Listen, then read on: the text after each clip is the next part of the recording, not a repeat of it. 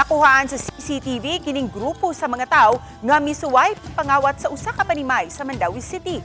Napugos na lang ang tag-iya pagbuhi silang mga iro aron mausig ang mga sospek. Ano ang report ni Nico Sereno? Bit-bit ang sako, kalit nga naabot kining di mo menos 7 ka mga tao sa usa ka compound sa barangay Pagsabungan, Mandawi City, Sabado sa buntag.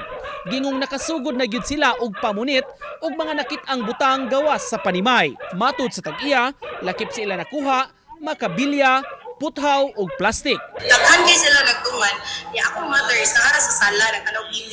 Niya gipadtungan sila, niya wala gi sila didaskas na mga bata. Niya nakapagibata nga nilipot sa luyo.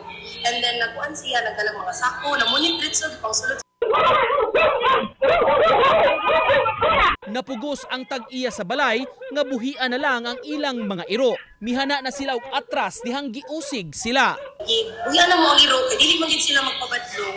So wala rin ako nakapaapa mong iro, pero nahadlok sila. And by far, wala pa sila na malik na yun. Gi-report na sa tag-iya ngadto sa barangay ang maong insidente aron mapahimangnuan sab ang uban sa posibleng pareha nga modus. Mamuan lang, dili lang sa magdian ang balay kay tungod delikado nga mamalis sila. Dako kaayo og tabang ang mga iro sa atong mga panimalay nga makabantay ug makahadlok sa mga ingon nga nay masampa nay pati nga intensyon sa ato.